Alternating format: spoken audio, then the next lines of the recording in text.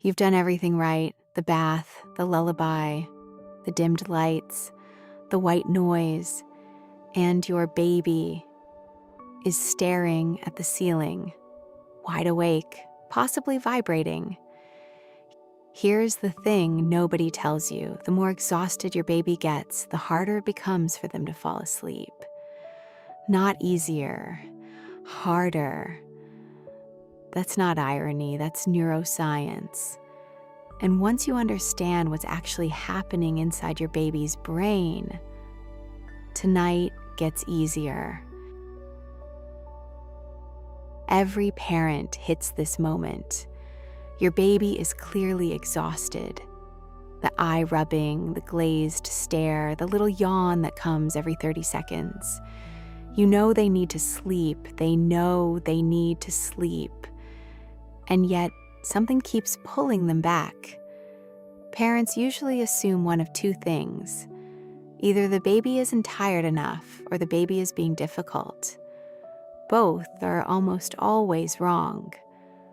What's actually happening is a biological process that your baby has zero control over. And understanding it changes everything about how you respond. When your baby stays awake past their natural sleep window, their body reads this as a stress signal. Think about what that means from an evolutionary standpoint. A tired baby who can't sleep is a vulnerable baby. So the body does what it always does under threat. It releases stress hormones, specifically cortisol and adrenaline. These are the same hormones that kick in during a fight or flight response.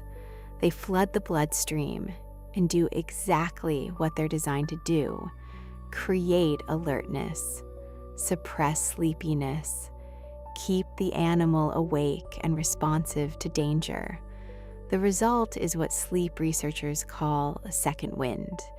Your baby goes from clearly exhausted to suddenly wired, hyperactive, eyes wide, maybe even laughing or screaming with what looks like energy. Parents see this and think, oh, they weren't tired after all. But the opposite is true. The more wired they look, the more overtired they actually are. And here's the cruel part of the cycle. Cortisol doesn't just make them harder to put to sleep. It also makes the sleep they do get shorter and lighter. So an overtired baby sleeps worse, which makes them more overtired the next day, which makes the cortisol spike earlier, which makes the next bedtime even harder. Sleep researchers have a name for this spiral. They call it sleep debt accumulation. And it can build for days before parents realize what's happening. Cortisol is the biggest culprit, but it's not the only one. There are 4 biological reasons babies resist sleep, and most parents only know about one. Reason 1, overtiredness. We've covered this. The cortisol trap. Miss the sleep window, and the body actively works against you. Reason 2, undertiredness, the opposite problem. Babies need to build what scientists call sleep pressure, adenosine accumulation in the brain, before they're ready to sleep. Put them down too early, and there's simply not enough biological drive yet. They're not tired, they're just bored. Reason 3, developmental leaps. Every time your baby's brain makes a significant leap, learning to roll, to sit, to recognize faces in a new way, the brain is actually reorganizing itself during sleep. But right before a leap, the brain resists sleep because it's busy, literally busy processing and building new neural pathways. The weeks before a major milestone are almost always sleep disruption weeks. Reason 4, sensory overstimulation. Babies' nervous systems are not yet equipped to self-regulate. After a busy, stimulating day, new faces, new sounds, new experiences, their nervous system is still running at high speed. It has no off switch. The transition from stimulation to stillness requires a wind-down window that most modern routines don't allow enough time for. Understanding the biology points directly toward the solution. The single most evidence-backed intervention is catching the sleep window before it closes.